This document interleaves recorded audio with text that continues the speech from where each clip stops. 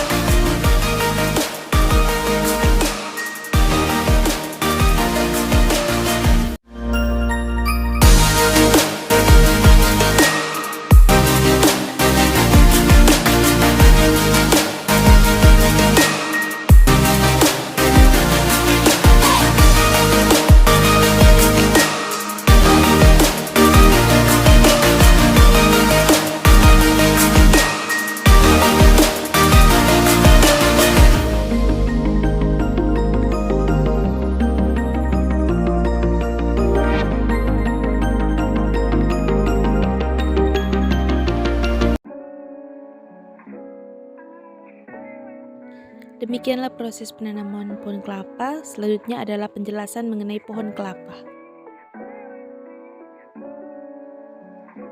Tanaman kelapa secara subur tumbuh dibudidayakan di berbagai negara tropis bahasa dunia.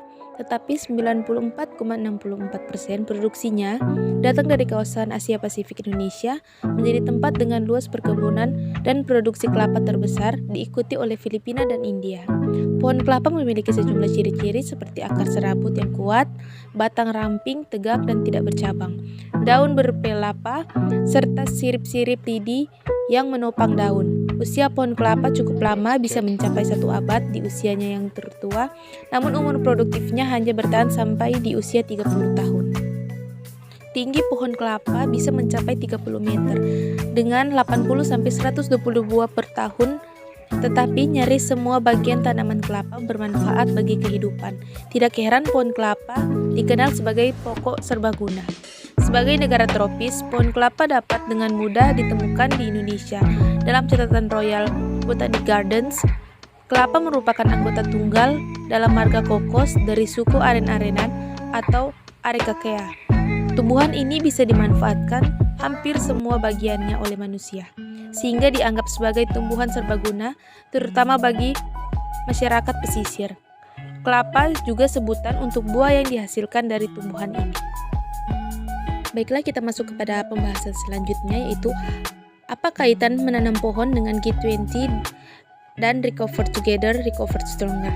Seperti yang kita ketahui bahwa yang menjadi tema dari G20 adalah Recover Together, Recover Stronger, yang artinya pulih bersama, pulih lebih kuat. Seperti yang saya baca dari artikel kemenko.go.id, bahwa tema Recover Together, Recover Stronger menggambarkan solidaritas dari Indonesia, terutama sebagai emerging country, agar pemulihan ekonomi dunia akibat dampak dari pandemi selama 2 tahun ini bisa berjalan bersama-sama. Tetapi menurut saya, ini juga bukan hanya membutuhkan pemulihan ekonomi akibat pandemi saja, tapi ini juga membutuhkan pemulihan pemanasan global akibat dari kurangnya penanaman pohon. Maka dari itu, menanam pohon menjadi salah satu cara untuk mengurangi pemanasan global. Sehingga menanam pohon di G20 memiliki ketertarikan yang bertujuan untuk memulihkan bumi yang kita tinggali sekarang. Pembahasan selanjutnya, manfaat menanam pohon jangka panjang. Yang pertama, membuat udara lebih segar. Pohon adalah penyaring udara di bumi.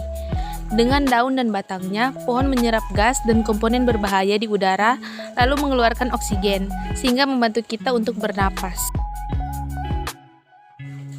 Kedua, mengurangi dampak perubahan iklim. Salah satu penyebab terjadinya perubahan iklim adalah banyaknya kadar karbon dioksida di udara. Pohon bisa membantu mengurangi kadar secara signifikan dan melepas oksigen ke udara. Yang ketiga, mencegah polusi air saat hujan atau badai. Air yang turun ke bumi berisiko membawa polutan berupa fosfor dan nitrogen. Jika tidak ada pohon, polutan tersebut akan langsung mengalir ke laut tanpa penyaringan. Yang keempat, menjaga polusi makhluk hidup. Satu batang pohon bisa menjadi rumah dari puluhan bahkan ratusan jenis makhluk hidup, mulai dari burung, serangga, reptil, jamur, dan termasuk tumbuh-tumbuhan lainnya. Tanpa adanya pohon, berbagai makhluk hidup tersebut akan kehilangan rumahnya. Dan yang kelima, mencegah erosi tanah. Apa yang terjadi jika tanah sampai erosi?